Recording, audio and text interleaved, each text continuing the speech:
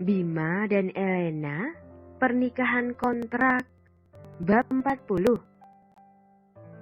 Suasana Adelis tampak tenang seperti biasa ketika Elena membuka pintu dan membalik tulisan close yang tergantung di pintu kaca bening itu menjadi open. El nampak ragu untuk melangkah lebih jauh, mengingat ia tidak tahu harus bereaksi apa terhadap Valen setelah kejadian tempo hari. Elena mengeratkan pegangannya pada tali tas lempangnya, kemudian menghirup napas dalam-dalam, berusaha menenangkan badai ketakutan yang melingkupinya saat ini. Ragu-ragu ia berjalan ke belakang menuju tempat loker pegawai berada.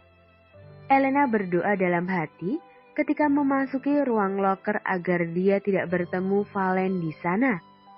Sedikit lega yang El rasakan ketika doanya kali ini nampaknya terkabul. Hanya ada Eko dan Mbak Dina di dalam sana yang memandang El dengan tanda tanya besar di wajah mereka. Kamu kenapa, El? Kok kayak tegang gitu? Tanya Eko penuh selidik. Iya nih, biasanya juga kalau datang langsung nyapa.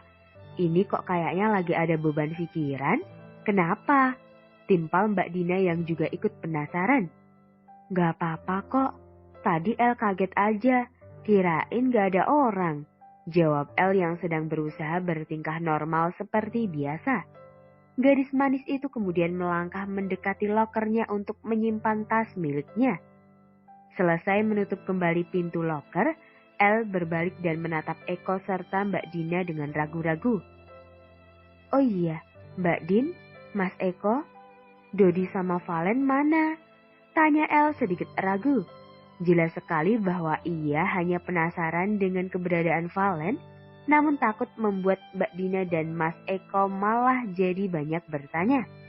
Jadi, sebagai alasan kuat dia juga harus menyertakan Dodi agar kedua seniornya itu tidak terlalu curiga. Bukan tanpa alasan, El hanya tidak ingin kejadian itu diketahui oleh orang lain. Dodi lagi beli makan di luar, katanya di rumah belum sempat sarapan. Kalau Valen gak tahu, padahal udah jam segini tapi belum datang-datang juga, jawab Mbak Dina. Wanita itu kini tengah mengikat rambutnya di depan sebuah cermin yang berada di dalam ruangan khusus pegawai itu. Elena hanya beroh ria mendengar jawaban Mbak Dina. Tak ingin wajah paniknya terlihat, El memilih keluar untuk merapikan bunga-bunga. Tanpa sengaja, dia bertabrakan dengan Karin ketika sedang membawa beberapa tangkai mawar untuk dipindahkan. Maaf Mbak, El nggak lihat kalau Mbak Karin ada di sini. Buru-buru El meletakkan mawar-mawar indah itu ke dalam sebuah vas besar dan menatap Karin dengan wajah menyesal. Gak apa-apa, Mbak gak ada luka juga kok.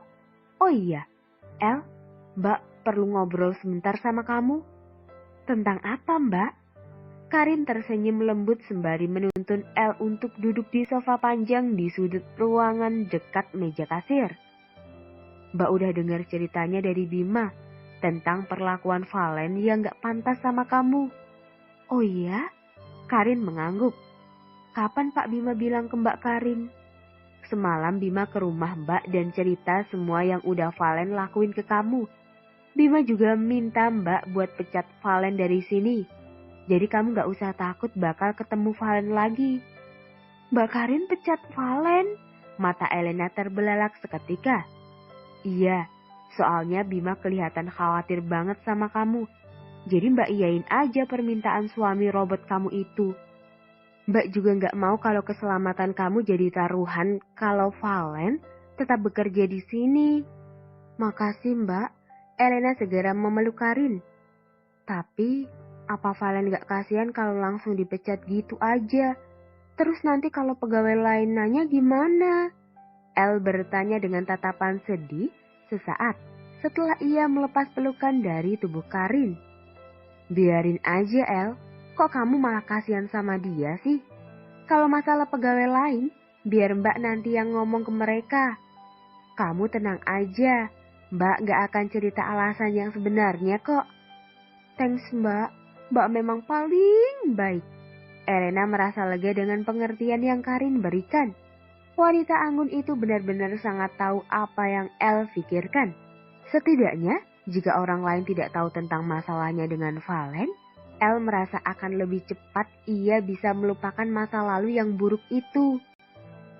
Di tempat lain, tepatnya di sebuah lokasi pemotretan majalah terkenal, seorang pria tinggi, berkulit tidak terlalu putih dengan setelan jas navy yang membalut sempurna tubuh tegapnya tengah berdiri menatap serius ke arah seorang perempuan cantik yang sedang difoto tepat di depannya. Nampak sebuah kacamata hitam bertengger manis di hidung mancung miliknya. Di belakangnya, berdiri seorang pria dengan kepala pelontos berkulit agak gelap dan mengenakan setelan jas hitam seperti biasa. Kedua pria itu adalah Bima dan tangan kanannya, Sam. Setelah selesai pemotretan, perempuan cantik yang difoto tadi segera menghampiri Bima dan menyalimi tangan pria tampan itu dengan tatapan menggoda. Senang bertemu dengan Anda, Pak Bima Dirgantara. Sapa perempuan itu ramah. Ada sedikit nada sensual dalam nada bicaranya yang membuat seorang Bima sedikit mengangkat alisnya. Senang bertemu Anda juga, Nona Nuri Delia, balas Bima tanpa secarik senyum sedikit pun di wajahnya. Perempuan cantik bernama Nuri Delia itu adalah model yang beberapa waktu lalu direkomendasikan oleh Andra sebagai model iklan mobil terbaru mereka. Bima akui, perempuan yang tengah duduk di hadapannya kini benar-benar cantik, namun tidak lebih cantik dari Sandara ataupun Karina. Sementara Bima hanya bersikap biasa. Berbeda halnya dengan Nuri. Perempuan itu sejak tadi melepaskan senyuman termanis ke arah Bima, bahkan sebelum mereka tiba di restoran bintang 5 yang sedang mereka sewa sekarang. Atau lebih tepatnya, Bima yang menyewa untuk pertemuan khusus mereka. Soal iklan di perusahaan Anda, saya rasa saya orang yang tepat untuk itu, ujar Nuri dengan percaya diri, sambil menyesap minuman di hadapannya dengan anggun. Oh iya? Apa alasannya? Bima membuka kacamata hitamnya lalu meletakkan kacamata dengan brand terkenal itu di atas meja. Nuri meletakkan gelas minumnya kemudian menatap Bima dengan senyum yang masih merekah indah di bibir merahnya. Karena selain bisa bermain di iklan perusahaan Anda, saya juga bisa bermain dengan baik di atas ranjang Anda. Jawab wanita itu penuh percaya diri. Dirinya yakin bahwa pesona yang dia miliki saat ini sudah lebih dari cukup untuk menjerat Bima ke dalam genggamannya. Apa kau seyakin itu? Tanya Bima dengan tenang. Senyuman sinis nampak di wajah tampannya yang justru ditangkap Nuri sebagai senyuman tergoda. Tentu saja, katakan apapun yang Anda inginkan. Maka saya akan memberikannya untuk Anda tanpa ragu sedikit pun. Jawab Nuri dengan jari telunjuk kanan yang kini sudah memegang dagu Bima. Bima sekali lagi hanya tersenyum tipis, melepas tangan Nuri dengan dagunya. Kemudian lelaki itu berdiri hendak meninggalkan tempat itu. Sayang sekali, saya hanya membutuhkan seseorang yang bisa berusaha yang terbaik untuk iklan perusahaan saya. Bukan seseorang yang bisa bermain baik di atas ranjang saya. Lagi pula, jika masalah ranjang, saya sudah punya istri yang jauh lebih dari cukup untuk saya. Jadi, sepertinya kita tidak cocok untuk bekerja sama. Selesai mengucapkan kalimat yang sukses membuat Nuri malu bukan kepalang, Bima melangkah pergi tanpa peduli dengan ekspresi wajah perempuan cantik itu. Tunggu dulu! Teriak Nuri yang kini sedang berlari mengejar Bima yang sudah mencapai pintu keluar restoran. Namun tapaknya Bima enggan untuk menanggapinya dan lebih memilih masuk ke mobilnya. Maaf Nona, Tuan Muda masih ada urusan lain. Mohon tidak mengerjainya lagi. Tahan Sam, ketika Nuri hendak menggedor kaca mobil Bima. Tapi saya belum selesai bicara sama dia. Geram Nuri kesal. Dirinya tidak percaya bahwa baru saja dia ditolak oleh seorang pria. Maaf, Tapi saya benar-benar tidak akan membiarkan Anda menemui tuan muda. Jika Anda masih bersikeras, maka saya tidak segan akan menggunakan kekerasan kepada Anda. Ucap Sam dingin meski dengan nada bicara yang sopan.